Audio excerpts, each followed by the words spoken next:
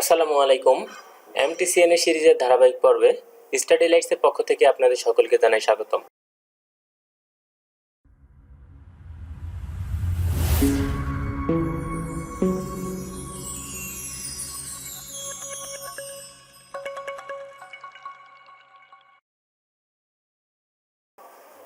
আজকে আমরা মাইক্রোটিকের খুবই গুরুত্বপূর্ণ একটি বিষয় উইনবক্স নিয়ে আলোচনা করব। আপনারা হয়তো অনেকে জেনে থাকবেন মাইক্রোটিক রাউটারকে কনফিগারেশন করার জন্য দুটি পদ্ধতি ব্যবহার করা হয়। একটি হচ্ছে কমান্ডের মাধ্যমে এবং অপরটি হচ্ছে গ্রাফিক্যালি। তা আমরা বেশিরভাগ সময় গ্রাফিক্যালি মাইক্রোটিক রাউটারকে কনফিগার করার জন্য একটি ইউটিলিটি ব্যবহার করে থাকি, যার নাম হচ্ছে উইনবক্স। এখন অনেকে বলতে পারে যে আমরা উইনবক্স কেন ব্যবহার করবো? আমরা তো ব্রাউজারের মাধ্যমে ডিফল্ট আইপি, মাইক্রোটিকের যে ডিফল্ট আইপি আছে 192.168.88.1 দিয়েও আমরা কনফিগার করতে পারি গ্রাফিক্যালি। হ্যাঁ, আমি বলবো এক্ষেত্রে হ্যাঁ সেটাও পারেন, কিন্তু এখানে ছোট একটু ডিফারেন্ট আছে। ডিফারেন্টটা কি, যে দেখা যাচ্ছে আপনি আপনার রাউটারটাকে রিসেট করলেন উইদাউট ডিফল্ট কনফিগারেশন সহ আপনি রিসেট করতে, উইদাউট না, উইথ ডিফল্ট কনফিগারেশন সহ আপনি রিমুভ করে রিসেট করলেন। তখন কি হবে, আপনার যে ডিফল্ট আইপিটা, ওই আইপিটা তো আপনি পাচ্ছেন না। তাহলে আপনি রাউটারের কনফিগার কীভাবে করবেন? হ্যাঁ, এই ক্ষেত্রে আপনি কমান্ডের মাধ্যমে করতে পারেন, কিন্তু আমরা যদি গ্রাফিক্যালি করতে চাই তাহলে তো আমরা ম্যাক অ্যাড্রেস দিয়ে, কিন্তু আমরা যে ম্যাক অ্যাড্রেসটা থাকবে, ম্যাক অ্যাড্রেস দিয়ে কিন্তু আমরা ব্রাউজার দিয়ে এডিট করতে বা কনফিগার করতে পারবো না। তো সেক্ষেত্রে আমাদের উইনবক্স যেটা করবে, একটা বাড়তি সুবিধা, সেটা হচ্ছে গিয়ে আমরা ম্যাক অ্যাড্রেস দ্বারাও উইনবক্সে প্রবেশ করতে পারি। তো উইনবক্সটা কোথায় পাবেন? আপনারা সরাসরি চলে যাবেন ব্রাউজারে যাওয়ার পরে আপনি লিখবেন mikrotik.com/সফটওয়্যার দিলেও সরাসরি আসবে। তো আপনি সুবিধার্থে আমি ছোট করে অংশ বিভক্ত করছি। এখানে mikrotik.com-এ যাবেন, এরপরে যাবেন সফটওয়্যার থেকে এখানে যে একটা অপশন পাবেন উইনবক্স, এখানে দুইটা ভার্সন পাবেন, দুইটা বিট পাবেন। তা আপনার কম্পিউটারটি যে বিটের, যদি 32 বিটের হয় তাহলে 32 বিট ডাউনলোড করবেন, যদি 64 বিট হয় তাহলে 64 ডাউনলোড করবেন। তো আমার অলরেডি ডাউনলোড করা আছে, তারপরেও আমি ডাউনলোড করে দেখাচ্ছি, অসুবিধা নেই। খুবই ছোট একটি ইউটিলিটি, খুবই ছোট। তো আমি এর মাঝখানে যদি উইনবক্স কি একটু ডিফাইন করি, তাহলে বলবো উইনবক্স একটি ছোট ইউটিলিটি যা মাইক্রোটিক রাউটারকে সহজেই গ্রাফিক্যালি কনফিগার ও মনিটর করা যায়।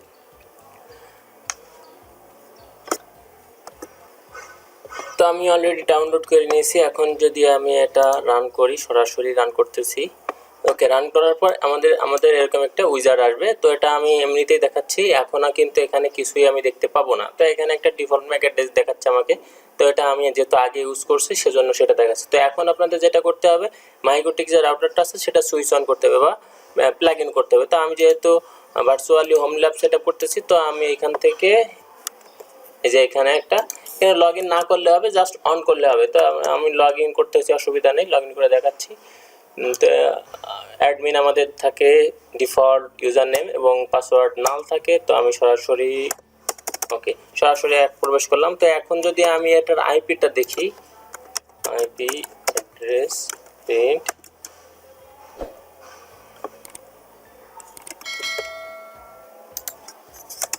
তাহলে দেখেন এখানে কিন্তু কোনো আইপি নেই। সো এখন তাহলে আমরা কিভাবে, আমি 88 দিয়ে হিট করি, তাহলে দেখেন এখানে 192.168.88.1।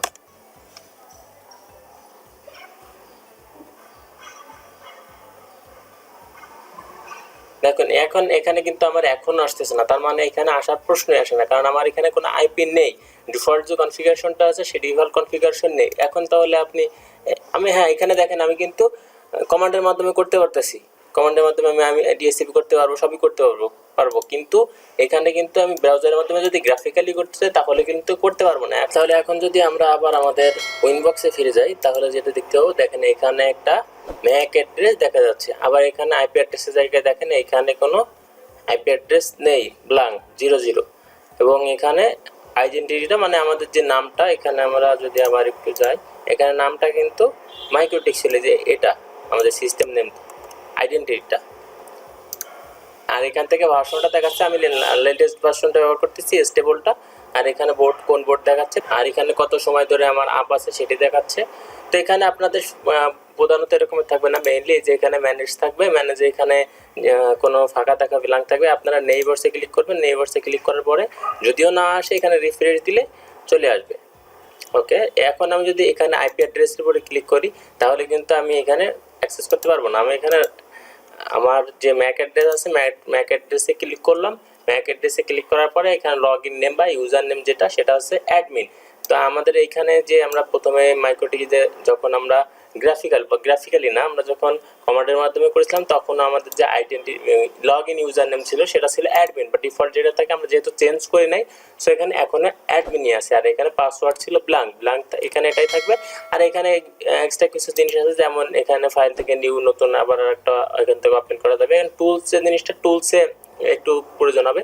টুলস এখানে অ্যাডভান্স কিছু মোড আছে, আমি যদি ক্লিক করি দেখেন এখানে সেশন দেখাচ্ছে। আমার এখানে টোটাল যে কয়টি সেশন আমি ইউজ করছি সবগুলো এখানে দেখাবে, আমি চেঞ্জ করে নিতে পারবো।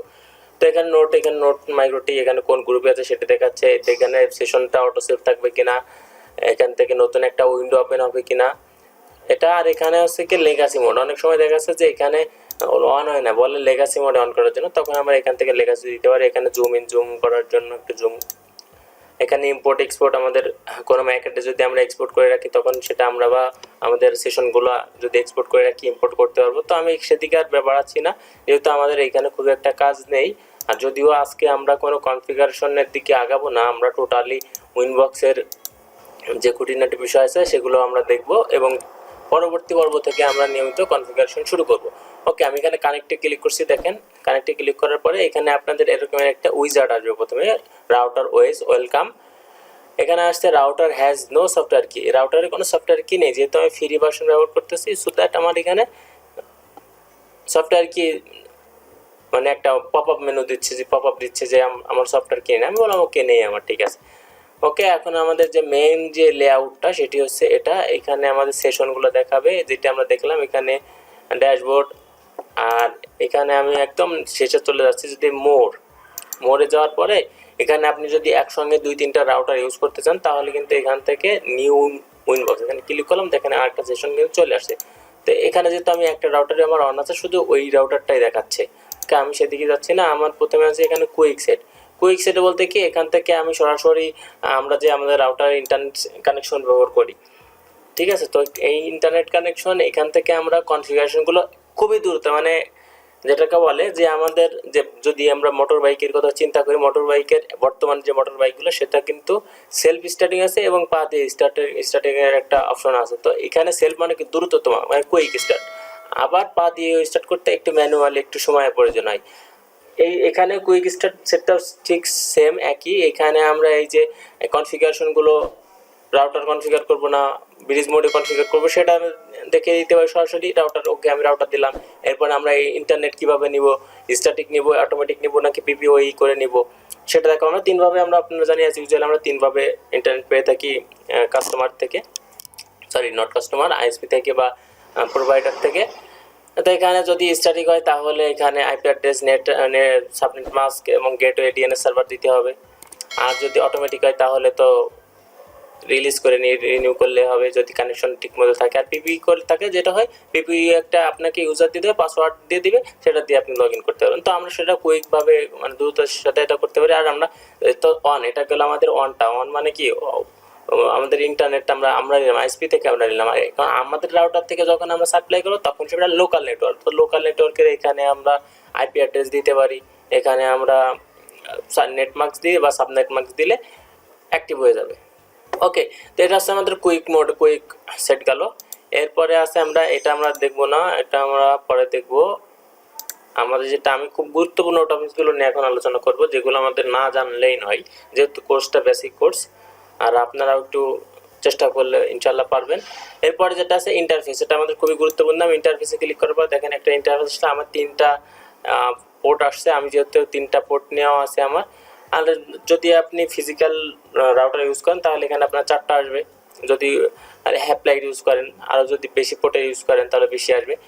তো আমি মূলত 3টা নিয়ে নিয়েছি। এখান থেকে গিয়ে সেটিংস থেকে যদি আপনার দেখাই, এখানে দেখেন একটা দুইটা তিনটা অ্যাডাপ্টার আমার নেওয়া আছে আর কি। হ্যাঁ, তো এই জন্য আমার 3টা আসছে এখানে। ওকে, এখানে আছে ইন্টারফেস, টোটাল যে ইন্টারফেসগুলো থাকবে সেটা এখানে দেখাবে আর কি। আর ইন্টারফেস লিস্ট, এখানে লিস্ট অ্যাড করতে পারবেন, এখানে ইথারনেট, এখানে ইথার পোর্টগুলো, এখানে ইউআইপি টানেল, আইপি টানেল। এই যে ইউআইপি টানেল এটা হচ্ছে কি আমাদের যে অ্যাডভান্স এমটিসিআরিতে আছে আমাদের UIP tunnel, IP tunnel, GRE tunnel. তো আমরা চেষ্টা করবো যদি এখানে ভিলান করতে পারবেন, বন্ডিং করতে পারবেন, এলটি করতে পারবেন, তো এইগুলো আমরা কনফিগার যখন করব তখন দেখবো। আর অ্যাজ ইউজুয়ালি এমটিসিএনএতে এত বিস্তারিত নেই, শুধু এখানে ইউআইপিটা টানেলটা নাই, আইপি টানেল নাই, জিআরই টানেল নাই, ভিলানটা যদিও নেই, তারপরে আমরা করবো আর কি। হ্যাঁ, তো এরপরে আমাদের আছে ওয়্যারলেস। আমরা এখান থেকে ওয়্যারলেস, যেটা আমরা তো বুঝি সহজে, ওয়্যারলেস বলতে ওয়াইফাই যেটাকে বুঝি, তো এখানে ওয়াইফাই কনফিগার করতে পারবো। এরপর আছে ব্রিজ মানে কি দুইটা রাস্তাকে একসঙ্গে করে দেওয়া, তো সেটাই ব্রিজ। এখানেও ব্রিজটা সেম একই, অনেকগুলো পোর্টকে একসঙ্গে করতে পারবো এখান থেকে। এরপরে আছে পিপিপি, এইটা খুব গুরুত্বপূর্ণ একটা জিনিস। আমরা তখন যে বললাম পিপিপিওই সার্ভার, তো আমরা পিপিপিওই সার্ভার এখান থেকে করতে পারি। তারপরে L2P সিক্রেট, এখান থেকে আমরা পিপিএন কনফিগার করতে পারি L2Pর মাধ্যমে। ওকে, এখান থেকে এটা পিপিপির ভিতরে আছে, আন্ডারে। ওকে, এরপরে আছে আমাদের মেশ, এটা আমাদের আপাতত দরকার নেই। এরপরে আমরা আইপি, এটা আমাদের খুবই গুরুত্বপূর্ণ আইপিটা। এখানে আছে এআরপি অ্যাড্রেস টেবিলটা দেখতে পাবো এখানে আমাদের কানেকশনে, এখানে এআরপি ম্যাক অ্যাড্রেস দেখতে পারবো এআরপি থেকে এখানে। এরপরে আছে অ্যাড্রেস, এইটা খুবই গুরুত্বপূর্ণ অ্যাড্রেস। আমরা যেটাই করি না কেন আমাদের এই অ্যাড্রেসটা প্রয়োজন হবে। আমরা যদি এখানে দেখি আমাদের কোনো অ্যাড্রেস নাই, তা আমি যদি আবার একটু আইপি অ্যাড্রেস দেখি,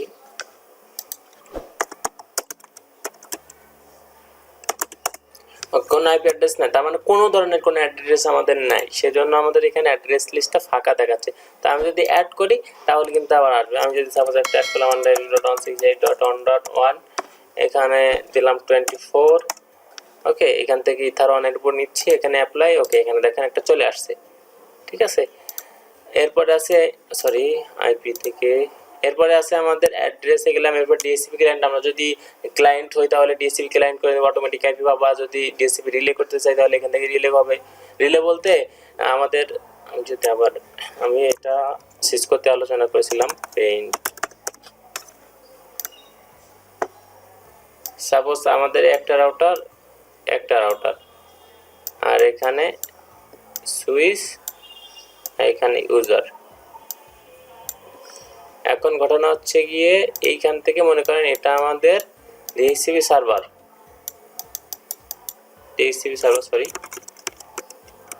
ধরেন এটা আমাদের ডিএসসিপি,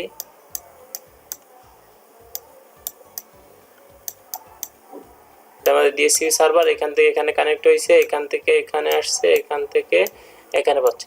তো এখানে সার্ভার যখন এটা হবে এই রাউটারের থ্রু হয়ে তো এখান থেকে পাবে আইপিটা, তো সেটা হবে তখন রিলে। হ্যাঁ, ওকে। এরপরে আছে আমাদের সার্ভার, আমরা এটা যদি ডিএসসি সার্ভার হিসেবে কনফিগার করতে চাই তাহলে এখানে সার্ভার। এখানে ফায়ারওয়ালটা খুব গুরুত্বপূর্ণ, এখানে ফায়ারওয়াল আছে, ম্যাঙ্গেল আছে। তো এইগুলো আমরা আস্তে আস্তে দেখবো, আসলে আমি জাস্ট ওভারভিউ করতেছি কোথায় কি আছে এটা আর কি। এরপরে আমাদের ফায়ারওয়াল হটস্পট আছে, এরপরে আইপি সেক আছে, আইপি সিকিউরিটি, এরপর আছে নেইবারস আছে, প্যাকেজিং। এখানে পোলটা খুব গুরুত্বপূর্ণ, আপনারা নোট করে নিতে পারেন। এখানে সার্ভিসটাও একটু মোটামুটি গুরুত্বপূর্ণ। শক্স এখানে আইপি হাইড করার জন্য ব্যবহার করা হয়।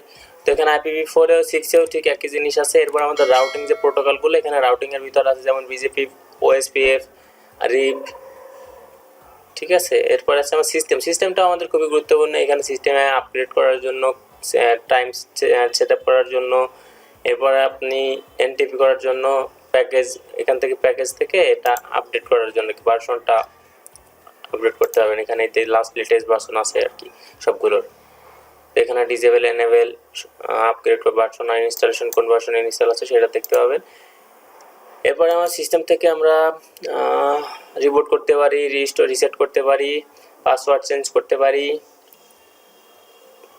ঠিক আছে। এরপরে কিউ মানে আমরা যখনই এই কিউটা খুবই গুরুত্বপূর্ণ। আমরা এখান থেকে ব্যান্ডউইথ ম্যানেজমেন্ট আমরা বলেছিলাম, ব্যান্ডউইথ ম্যানেজমেন্ট মাইক্রোটিক রাউটারের সবথেকে কমন বা সবথেকে জনপ্রিয় একটা বিষয়। আমরা কিউর মাধ্যমে আমরা ব্যান্ডউইথ ম্যানেজ করব।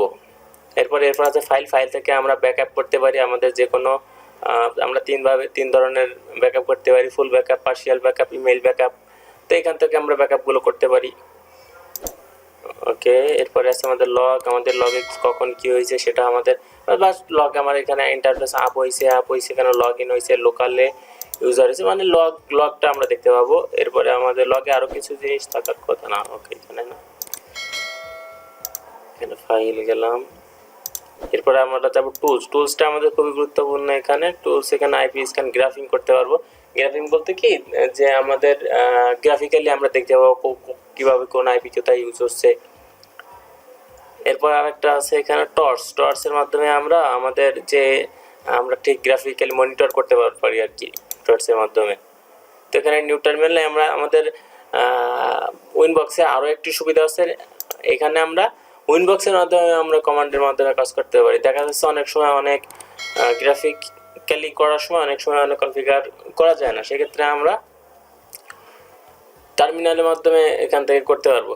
তো মেইন বিষয় হচ্ছে আমার আজকে দেখানোর উদ্দেশ্য হলো উইনবক্সের এখানে ইন্টারফেস থাকে, যেন আমি আপনারা বুঝতে পারেন যে আমি একটা ইন্টারফেস অ্যাড করবো। কোথায় অ্যাড করবো? ইন্টারফেস অ্যাড করবো। আমি যখন বলবো একটা অ্যাড্রেস অ্যাড করবো, তখন কোথায় থাকবে? সেটা আইপিতে থাকবে, আইপির ভিতরে অ্যাড্রেস থাকবে। আমি যখন ফায়ারওয়াল অ্যাড করবো তখন কোথায় থাকবে? আইপিতে থাকবে। যখন আমি কোনো ডিএসসিপি করবো তখন কোথায় থাকবে? আইপিতে থাকবে। যখন আমি কোনো ওএসপি বা রাউটিং প্রোটোকল করবো তখন কোথায় থাকবে? রাউটিংয়ে থাকবে। তো আমি জাস্ট এই জিনিসটা আপনার এখন নেওয়ার দরকার নাই। এইখানে ওয়্যারলেসের ভিতরে ওয়্যারলেস করতে হবে, এর ভিতরে ওয়্যারলেসের ভিতরে ইন্টারফেসের ভিতরে এর ভিতরে আছে ইউআইপি টানেলটা কি, আইপি টানেল কি, জিআরই টানেল কি, ভিলান কি, এগুলো আপনার জানার এখন কোনো দরকার নাই, কারণ আমি এগুলো আপনার সাথে আলোচনা করি নাই। সো আমি এখন আলোচনা করে কোনো বিঘ্ন ঘটাতে চাই না। আমি যেটা আপনাকে করবো সেটা হচ্ছে আপনি জাস্ট মাইন্ডে রাখেন যে হ্যাঁ এটা দেখতে এরকম, আমি যেন যখন করি ইন্টারফেস থেকে কোনো একটা ইন্টারফেস অ্যাড করি বা ইন্টারফেস থেকে যখন কোনো ভিলান বা ইউআইপি টানেল মেল টু ভিজ যেটাই আমি অ্যাড করি সেটা আপনি ধরতে পারেন যে না এটা ওই ইন্টারফেসে আছে, ওই ইউআইপিতে আছে, ওই পিপিপিতে আছে। ঠিক আছে, জাস্ট এটাই। তো আজকে যেহেতু আমি কোনো কনফিগার করবো না, সো আমি এখানেই শেষ করতে যাচ্ছি। ধন্যবাদ সবাইকে।